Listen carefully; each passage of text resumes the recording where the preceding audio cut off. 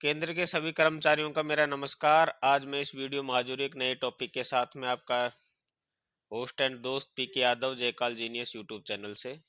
आज हम इस वीडियो में बात करेंगे कि अर्धसैनिक बलों को क्या मिलने वाली है ओल्ड पेंशन स्कीम। इस मैटर को लेकर के जो दिल्ली हाई कोर्ट का जो फैसला था, दिल्ली हाई कोर्ट का फैसला था, उसके अगेंस्ट में जो केंद्र सरकार थी भारत सरकार की, वो सुप्रीम कोर्ट गई। इसके खिलाफ में स्टे ऑर्डर लेके आई। दिल्ली हाई कोर्ट ने फैसला दिया था जनवरी 2023 के अंदर। 2023 के अंदर क्या फैसला दिया था दिल्ली हाई कोर्ट ने, मैं आपको एक संक्षिप्त में विवरण देना चाहता हूँ। जनवरी 2023 में दिल्ली हाई कोर्ट ने माना कि हमारे जो पैरामिलिट्री फोर्सेज के जो बल सदस्य हैं चाहे वो सीआईएसएफ हो, बीएसएफ हो, सीआरपीएफ हो, आईटीबीपी हो, एसएसबी हो, यानी जो भी पैरामिलिट्री के अंदर जो भी बल सदस्य जो भी बल आते हैं, उनको ओल्ड पेंशन स्कीम का लाभ मिलना चाहिए। भारत सरकार के राजपत्र के अनुसार जब 1/1/2004 से जब न्यू पेंशन स्कीम लागू हुई थी, उसके अंदर स्पष्ट रूप से लिखा हुआ है कि जो भी सशस्त्र बल जो भी हैं केंद्र के, उनको क्या दिया जाएगा, ओल्ड पेंशन स्कीम दिया जाएगा। लेकिन उस समय में क्या है, गवर्नमेंट ने सशस्त्र बल माना था हमारे डिफेंस को ही, यानी एयरफोर्स हो गया, इंडियन नेवी हो गया, इंडियन आर्मी हो गया, इनको ही क्या माना था, सशस्त्र बल माना था। लेकिन उस राजपत्र के अनुसार जो भी सीएपीएफ के जो बल सदस्य हैं वो किसके अंदर आते हैं, केंद्रीय सशस्त्र बल के अंदर आते हैं। तो दिल्ली हाईकोर्ट ने फैसला दिया कि भाई जो भी सीएपीएफ के जो फोर्स मेंबर हैं वो सभी क्या हैं, सशस्त्र बल के अंदर आते हैं, इनको भी ओल्ड पेंशन स्कीम का लाभ मिलना चाहिए। पहला डिस्कशन तो ये हो गया। मैंने आपको संक्षिप्त में विवरण देने की कोशिश की। 2024 तक जैसे तैसे करके गवर्नमेंट ने सुप्रीम कोर्ट से क्या ले लिया था, स्टे ऑर्डर ले लिया था इस दिल्ली हाई कोर्ट के फैसले के खिलाफ में। अब क्या हुआ, इससे आगे हुआ कि 12 और 13 फरवरी को जो सीएपीएफ के जो भी एक हमारे सहयोगी हैं लोकेश कुमार सिंह, और उनके साथ में जो भी सहयोगी रहे होंगे, उन्होंने अपनी दलील रखी कोर्ट के सामने, और कोर्ट जो सुप्रीम कोर्ट है उनके अगेंस्ट 38 वकीलों ने भारत सरकार का पक्ष रखा था न्यू पेंशन स्कीम और ओल्ड पेंशन स्कीम को लेकर के, कि पैरामिलिट्री फोर्सेज को ओल्ड पेंशन मिलनी चाहिए कि नहीं मिलनी चाहिए। उसके अंदर दो तीन चीजें हैं जो मैं आपको पहले स्पष्ट करना चाहता हूं। एक, हमारा देश के अंदर एक पद होता है, वो कौन सा होता है, एक होता है हमारा पद। मैं आपको देखो टीवी स्क्रीन पर ले जाना चाहूंगा अभी फिलहाल, तब आपको थोड़ा सा मैं समझा देता हूं, उसके बाद में हम वीडियो में आगे बढ़ेंगे, ठीक है। एक हमारा पद होता है महान्यायवादी। महान्यायवादी का रोल क्या होता है, महान्यायवादी का रोल होता है भारत सरकार का ये, यानी कि कानूनी सलाहकार होता है। राष्ट्रपति को किसी भी मुद्दे पर अगर कोई कानून की सलाह चाहिए तो कौन देगा, महान्यायवादी देगा। केंद्र सरकार को किसी प्रकार की कानूनी सलाह की अगर जरूरत होगी तो कौन देगा, महान्यायवादी देगा, यानी अटॉर्नी जनरल ऑफ इंडिया। ये संवैधानिक पद है, और ये अनुच्छेद 76, एक होता है पद संवैधानिक, ठीक है, और एक पद होता है वैधानिक। इन दोनों में क्या फर्क है सर, इनमें मैं थोड़ा सा स्पष्ट करना चाहूंगा अभी आपको, क्योंकि फिर बाद में आपको इसमें कंफ्यूजन नहीं होगा। संवैधानिक पद जो होता है वो होता है कि संविधान में पहले से ही उसका उल्लेख है, यानी जब भारत सरकार, यानी हमारा देश का, भारत का जब संविधान लागू हुआ था, उस समय जो भी पद हैं जो भारत सरकार के यानी कि अंडर में आते हैं, वो संवैधानिक पद हैं जो संविधान द्वारा प्राप्त है। एक होता है वैधानिक। वैधानिक क्या होता है सर, जो विधानमंडल द्वारा जो बनाए गए, देश की सर्वोच्च विधायिका कौन है, संसद है। जो संसद पदों को क्रिएट करती है उनको बोला जाता है वैधानिक पद। जैसे मैं आगे बताऊंगा आपको कि किस प्रकार से। देखिए, अटॉर्नी जनरल ऑफ इंडिया का जो पद है वो है संवैधानिक, ठीक है, कॉन्स्टिट्यूशन के अंदर है ये, ठीक। अब हो गया सॉलिसिटर जनरल। सॉलिसिटर जनरल का जो पद है वो है वैधानिक, यानी इसको संसद द्वारा बनाया गया है, भारत की संसद द्वारा इसका पद का क्या किया गया है, निर्माण किया गया है, ठीक है। तो इसको क्या बोलेंगे, सॉलिसिटर जनरल का पद हो गया वैधानिक, अटॉर्नी जनरल ऑफ इंडिया का पद हो गया कि संवैधानिक, ठीक है। ये संविधान के अंदर पहले से ही अनुच्छेद 76, आर्टिकल 76 के अंदर इसका उल्लेख है। अब हुआ क्या था, इसमें मैं आपको थोड़ा सा ब्रीफ में बताना चाहूंगा। तो हम चलते हैं अपने उसी थंबनेल पर, और यहाँ पर आपको समझाने की मैं कोशिश करता हूँ। संवैधानिक पद और वैधानिक पद, इसमें क्या डिफरेंस है? देखो, अटॉर्नी जनरल ऑफ इंडिया ये भारत सरकार का प्रथम वकील होता है। जो भी भारत सरकार के खिलाफ मुकदमे चल रहे होते हैं उनकी पैरवी कौन करता है?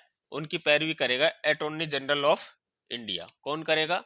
अटॉर्नी जनरल ऑफ इंडिया, यानी कि महान्यायवादी। महान्यायवादी क्या करेगा? सुप्रीम कोर्ट के अंदर भारत सरकार की क्या करता है? पैरवी करता है।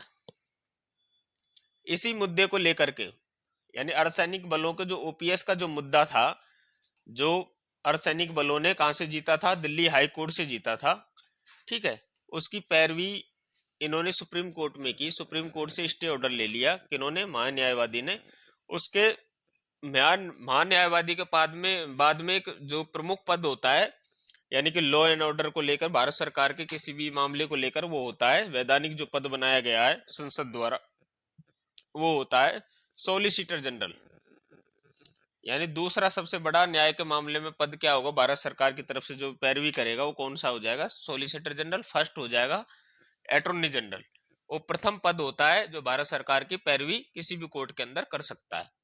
पैरवी करेगा, संसद की कार्रवाई में हिस्सा लेगा, लेकिन उसको क्या है? अटॉर्नी जनरल को संसद के अंदर मत करने का अधिकार नहीं है, वोट करने का अधिकार नहीं है। सरकार के किसी भी नियम कानून या किसी भी प्रकार के आप जो बोलते हैं बजट सत्र हो, चाहे कोई भी सत्र हो, उसके बोलने के ऊपर, उसको बजट सत्र का तो हम नहीं बोल सकते, किसी भी नियम या नए कानून के ऊपर बोलने का उसका अधिकार होता है, मत का अधिकार नहीं होता है। तो सॉलिसिटर जनरल है हमारे तुषार मेहता जी। ठीक है, तुषार मेहता जी। और इनके अंडर में 4 क्या है? एडिशनल सॉलिसिटर जनरल है। एडिशनल सॉलिसिटर जनरल है कितने? 4। एक हो गए हमारे सॉलिसिटर जनरल तुषार मेहता जी, और 4 एडिशनल सॉलिसिटर जनरल हैं। और जो हमारे अभी attorney general of India R Venkataramani है। कौन है? R Venkataramani. ठीक है, तो ये तो छोटा सा मेरा एक ब्रीफ हो गया। अब इसके बारे में हम आगे बढ़ेंगे। इसमें हम बताएंगे कि देखो, भारत सरकार की तरफ से टोटल 38 वकीलों ने क्या की थी? भारत सरकार की पैरवी की थी कि जो हमारे सीएपीएफ के जो कर्मचारी हैं या बल सदस्य हैं उनको क्या ना मिले? ओल्ड पेंशन स्कीम का लाभ नहीं मिले। उन्होंने अपना पक्ष रखा। और माननीय सुप्रीम कोर्ट ने भी हमारे जो लोकेश कुमार सिंह जी हैं और उनके सहयोगी जो हमारे पैरामिलिट्री की तरफ से जो हमारा केस लड़ रहे हैं, उन्होंने पैरामिलिट्री की तरफ से क्या की थी? पैरवी की थी। तो इसमें सुप्रीम कोर्ट ने 12 फरवरी और 13 फरवरी 2 दिन हमारी क्या की थी? सुनवाई की थी। और सुप्रीम कोर्ट ने बहुत अच्छे तरीके से इस बात को सुना, और सुनवाई करने के पश्चात किसी प्रकार का कोई रिजल्ट नहीं निकला। तो उन्होंने क्या है? 5 अगस्त को नेक्स्ट हियरिंग रखी है। हमारी पहली हियरिंग 12 और 13 फरवरी, क्योंकि सेंट्रल गवर्नमेंट को जो समय मिला था फरवरी तक मिला था, तो 12-13 को सुनवाई हुई। अभी जो नेक्स्ट जो हमारी हियरिंग होगी 5 अगस्त को होगी। ठीक, यानी इसका मतलब यह है कि दिल्ली हाई कोर्ट के मामले को लेके सुप्रीम कोर्ट भी उसको लेकर बहुत ज़्यादा सेंसिटिव है। और ज़्यादातर अधिकतर केसों में हमने देखा है कि 90% केसेज में सुप्रीम कोर्ट है जो दिल्ली हाई कोर्ट या किसी भी उच्च न्यायालय का जो आदेश होता है उसी को 90% को उसको यानी कंटिन्यू रखती है। उसके अंदर क्या बोला गया? उसके अंदर बोला गया, मेरे पास पीडीएफ भी पड़ी हुई है, लेकिन मैं पीडीएफ आप लोगों को यहाँ पर नहीं दिखाऊंगा। अगर किसी को पीडीएफ चाहिए तो मेरे को व्हाट्सअप करें, मैं उनको व्हाट्सअप पर वो पीडीएफ सेंड कर दूंगा। ठीक है, लगभग मैंने व्हाट्सएप ग्रुपों में वो पीडीएफ भेजी हुई है। फिर भी अगर आपको नहीं मिली है तो हमारे जो पैरवी करने वाले सीएपीएफ की तरफ से लोकेश कुमार सिंह जी, इन्होंने हर ग्रुप में वो पीडीएफ है जो क्या है? भेजी हुई है। ठीक है, उस पीडीएफ में आप देख सकते हैं।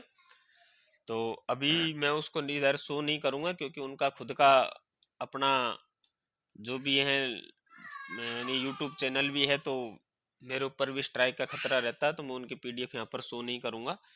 तो मैंने आपको ब्रीफ में बता दिया कि क्या मामला था, और मुझे लगता है और आपके क्या विचार हैं ओल्ड पेंशन स्कीम को लेकर के, कि पैरामिलिट्री फोर्सेज को ओल्ड पेंशन स्कीम मिलेगी कि नहीं मिलेगी। आप कमेंट बॉक्स में अपना कमेंट कर सकते हैं, अपनी राय रख सकते हैं। मेरे अनुसार तो आपको ये कि 100% सीएपीएफ के बल सदस्यों को, पैरामिलिट्री के बल सदस्यों को ओल्ड पेंशन स्कीम का लाभ मिलेगा और जल्दी मिलने वाला है। और मुझे लगता है कि साल के अंत तक आप लोगों को इस पेंशन स्कीम का लाभ शायद मिल जाए। ठीक है, ये तो रही हमारी पहली खबर। वीडियो थोड़ी ज़्यादा लंबी हो गई है क्योंकि मैंने महान्यायवादी से लेके सॉलिसिटर जनरल और ये सबको समझाने की कोशिश की। वीडियो में इतना कुछ खास नहीं था, बस इतना था कि 12 और 13 फरवरी को हमारे ओल्ड पेंशन स्कीम सीएपीएफ के बल सदस्यों को मिलनी चाहिए कि नहीं मिलनी चाहिए, इसको लेकर के सुप्रीम कोर्ट के अंदर सुनवाई हुई और नेक्स्ट डेट है जो 5 अगस्त को दी गई है। 5 अगस्त को हम लोगों को पता चलेगा कि सुप्रीम कोर्ट क्या हमारा फैसला लेता है या आगे की कोई सुनवाई के लिए कोई नई डेट देता है। ठीक है, अगर अभी तक आप लोगों ने हमारा चैनल जयकाल जीनियस को सब्सक्राइब नहीं किया है तो आप हमारे चैनल को सब्सक्राइब कर लें, क्योंकि आप लोग मेरी वीडियोस को देखते हैं लेकिन चैनल को सब्सक्राइब नहीं करते, इसलिए आप हमारे चैनल को सब्सक्राइब करें और वीडियो को अधिक से अधिक शेयर जरूर करें।